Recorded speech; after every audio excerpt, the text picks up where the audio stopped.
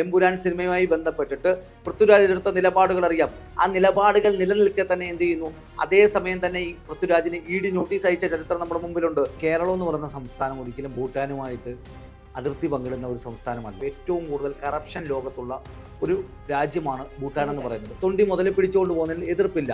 പക്ഷേ ഈ കട്ടവനെ പിടിക്കണ്ടേ? ഇവരാരും തന്നെ ഭൂട്ടാനിൽ പോയി അവിടെ നിന്ന് ഏതെങ്കിലും സൈന്യത്തിന്റെ വാഹനം അന്താരാഷ്ട്ര അതിർത്തി കടന്ന് ഓടിച്ചുകൊണ്ട് കേരളത്തിൽ കൊണ്ടുപോയി അവരുടെ വീട്ടിൽ കൊണ്ടിട്ടിട്ടില്ല. പരിവാഹൻ ആരോ ഹാക്ക് ചെയ്തെന്ന്. കേവലം ഒരു വാഹന മോഷണമോ അല്ലെങ്കിൽ വാഹന ഇടപാടുകളോ അല്ല ഇവിടെ നടന്നിട്ടുള്ളത്. ഭൂട്ടാനിൽ നിന്നും കാറ് കടത്തിയതുമായി ബന്ധപ്പെട്ട് ഇന്നും സംസ്ഥാനത്തിന്റെ പല ഭാഗങ്ങളിലും പല താരങ്ങളുടെയും വീടുകളിൽ റെയ്ഡ് നടന്നുകൊണ്ടിരിക്കുകയാണ്. 17ഓളം ഇടങ്ങളിലാണ് ഇന്നിപ്പോൾ റെയ്ഡ് നടന്നുകൊണ്ടിരിക്കുന്നത്. ഇവരൊന്നും ഇത് അറിഞ്ഞുകൊണ്ടോ അല്ലെങ്കിൽ ഭൂട്ടാനിൽ നിന്നും കടത്തിക്കൊണ്ടുവന്ന വാഹനങ്ങളാണ് നടന്നുകൊണ്ടോ ആയിരിക്കണമെന്നില്ല വാഹനങ്ങളോടുള്ള ക്രേസ് കൊണ്ട് വാങ്ങി വീട്ടിൽ വെച്ചിരിക്കുന്നത്. ഇത് ന്യായമല്ലാത്തൊരു രീതിയിലേക്കല്ലേ കാര്യങ്ങൾ പോയിക്കൊണ്ടിരിക്കുന്നത്? തീർച്ചയായിട്ടും നമുക്കറിയാം, കേരളം എന്ന് പറയുന്ന സംസ്ഥാനം ഒരിക്കലും ഭൂട്ടാനുമായിട്ട് അതിർത്തി പങ്കിടുന്ന ഒരു സംസ്ഥാനമല്ല. അതെ, അതായത് ഭൂട്ടാൻ എന്ന് പറയുന്ന മറ്റൊരു രാജ്യത്ത് നിന്നും രാജ്യാന്തര അതിർത്തി കടന്നുകൊണ്ടാണ് 10 വർഷം മാത്രമേ ഭൂട്ടാനിൽ ഔദ്യോഗിക വാഹനങ്ങൾ ഓടിക്കാൻ കഴിയത്തുള്ളൂ. അപ്പോൾ 10 വർഷം കഴിയുമ്പോൾ അവിടെ ഡീപ്പോർട്ട് ചെയ്യുക എന്നുള്ളതാണ് പറയുന്നത്. അപ്പോൾ നമുക്കറിയാം, ഭൂട്ടാൻ എന്ന് പറയുന്നത് വളരെ അവിടെ സൈനികരെ സംബന്ധിച്ചിടത്തോളം ഏറ്റവും കൂടുതൽ കറപ്ഷൻ ലോകത്തുള്ള ഒരു രാജ്യമാണ് ഭൂട്ടാൻ എന്ന് പറയുന്നത്. അപ്പോൾ 10 വർഷത്തിന് ശേഷം ഇത്തരം സൈനിക ഉദ്യോഗസ്ഥരും അല്ലെങ്കിൽ സർക്കാർ ഉദ്യോഗസ്ഥർ ഉപയോഗിച്ചിട്ടുണ്ടായിരുന്ന ഓഫ് റൈഡ് വാഹനങ്ങൾ എന്ത് ചെയ്യുന്നു, അവിടെ നിന്നും ഡീപ്പോർട്ട് ചെയ്യുന്ന ഭാഗമായി എന്ത് ചെയ്യുന്നു, ഇന്ത്യയിലേക്ക് എത്തുന്നു. അപ്പോൾ എവിടെ എങ്ങനെ എത്തുന്നു? രാജ്യാന്തര അതിർത്തികളെല്ലാം കടന്നുകൊണ്ടെത്തുന്നു. ഇന്ത്യയിലെത്തുന്ന വാഹനങ്ങൾ ഹിമാചൽ പ്രദേശിലേക്ക് പോകുന്നു. അപ്പോൾ ഹിമാചൽ പ്രദേശിലെത്തിയ വാഹനങ്ങൾ എന്ത് ചെയ്യുന്നു, കൃത്യമായി റീ രജിസ്ട്രേഷൻ നടത്തുന്നു. അപ്പോൾ റീ രജിസ്ട്രേഷൻ നടത്തുന്ന ആരുടെ പേരിലാണ്? ഇന്ത്യയിലുള്ള ഉദ്യോഗസ്ഥരുടെ പേരിലുള്ള അവരറിയാതെ തന്നെ നടത്തുന്നു. അതല്ലെങ്കിൽ സൈനികരുടെ പേരിൽ നടത്തുന്നു, അല്ലെങ്കിൽ വിദേശ എംബസികളുടെയൊക്കെ പേരിലേക്ക് നടത്തുന്നു. അതിനുശേഷം ഈ വാഹനങ്ങൾ ഒന്നോ രണ്ടോ അല്ലെങ്കിൽ അതിലധികമോ ആളുകൾ കൈമറിഞ്ഞ് എന്ത് ചെയ്യുന്നു, വാഹനപ്രേമികളായ നമ്മുടെ മലയാളത്തിലെ സിനിമാ നടന്മാരെടുക്കുന്നു. അപ്പോൾ ഇവിടെ ഒന്നും, അതായത് ഈ പറയുന്ന നമ്മളെ സംബന്ധിച്ചിടത്തോളം ഒരു മലയാളിയായാലും അല്ലെങ്കിൽ ഒരു ഇന്ത്യക്കാരനെ സംബന്ധിച്ചിടത്തോളം സർക്കാരിൻ്റെ ഔദ്യോഗികമായ വാഹനങ്ങളെ സംബന്ധിക്കുന്ന ഒരു വെബ്സൈറ്റാണ് പരിവാഹൻ എന്ന് പറയുന്നത്. അപ്പോൾ ഈ പരിവാഹനിൽ ഒരിടത്തും ഭൂട്ടാൻ എന്ന് എന്ത് ചെയ്യുന്നില്ല, മെൻഷൻ ചെയ്യുന്നില്ല. ഇതിൻ്റെയൊക്കെ ഓണറായി കാണിക്കുന്നത് ഇന്ത്യയിലെ തമിഴ്നാട്ടിലെയും കർണാടകയിലെയും ആന്ധ്രാപ്രദേശിലെയും ഒക്കെ ഓരോരുത്തരെയാണ് ഇതിൻ്റെ ഓണറായി ഈ പറയുന്ന പരിവാഹനിൽ കാണിക്കുന്നത്. അപ്പോൾ ആ പരിവാഹനെ വിശ്വസിച്ചുകൊണ്ട്, നമ്മുടെ രാജ്യത്തെ രജിസ്ട്രേഷൻ വിഭാഗങ്ങളെ വിശ്വസിച്ചുകൊണ്ട് ഈ രാജ്യത്തെ ജനങ്ങൾ അല്ലെങ്കിൽ സിനിമാ താരങ്ങൾ അല്ലെങ്കിൽ വാഹനപ്രേമികൾ ഒരു വാഹനം മേടിച്ചാൽ അതിനുശേഷം എന്ത് ചെയ്യുന്നു, ആ വാഹനം പിടിച്ചുകൊണ്ട് പോകുന്ന ഒരു അവസ്ഥയാണുള്ളത്. സ്വാഭാവികമായിട്ടും തൊണ്ടി മുതൽ പിടിച്ചുകൊണ്ട് പോകുന്നതിൽ എതിർപ്പില്ല. പക്ഷേ ഈ കട്ടവനെ പിടിക്കണ്ടേ?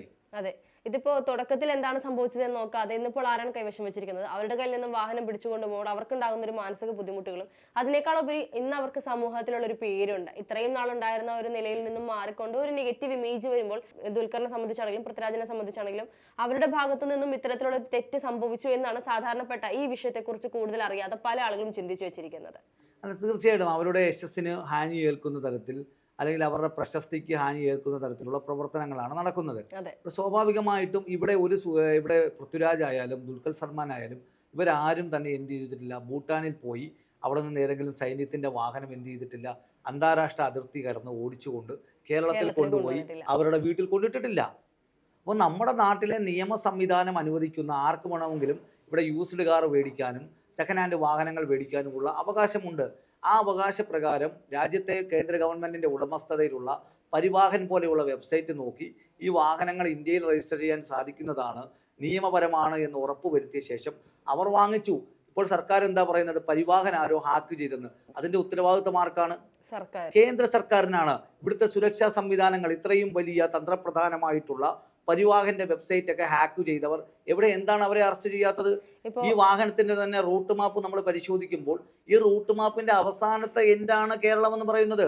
ഈ റൂട്ട് മാപ്പ് പരിശോധിക്കുമ്പോൾ ബംഗാളിലൂടെ ഈ വാഹനം പോയിട്ടുണ്ട്, ഈ നമ്മുടെ ഹിമാചൽ പ്രദേശിലൂടെ പോയിട്ടുണ്ട്, തമിഴ്നാട്ടിലൂടെ കോയമ്പത്തൂരിലൂടെയാണ് ഈ വാഹനം എന്ത് ചെയ്യുന്നത്, കേരളത്തിലേക്ക് എത്തുന്നത്. അപ്പോൾ അവിടെ ഒന്നും ആരെയും പിടിക്കാതെ, അവിടെ ഒന്നും ഒരു ഏജന്റിനും പിടിക്കാതെ, കള്ളക്കടത്ത് സംഘങ്ങളെ അറസ്റ്റ് ചെയ്യാതെ, ആരാണോ ഇതിന്റെ പിന്നിൽ പ്രവർത്തിക്കുന്ന മാഫിയ എന്ന് കണ്ടുപിടിക്കാതെ കേരളത്തിലെ ചില സിനിമാ താരങ്ങളിലേക്ക് അന്വേഷണം വന്നുകൊണ്ട് ഇവിടെ എന്ത് ചെയ്യുന്നു, സിനിമാ താരങ്ങൾ ഇവിടെ കുഴപ്പം സൃഷ്ടിക്കുന്നു, അല്ലെങ്കിൽ ഇവിടെ രാജ്യവിരുദ്ധ പ്രവർത്തനം നടത്തുന്നു, അല്ലെങ്കിൽ നികുതി വെട്ടിപ്പ് നടത്തുന്നു, തരത്തിലുള്ള ഒരു കാര്യമാണ് നടക്കുന്നത്.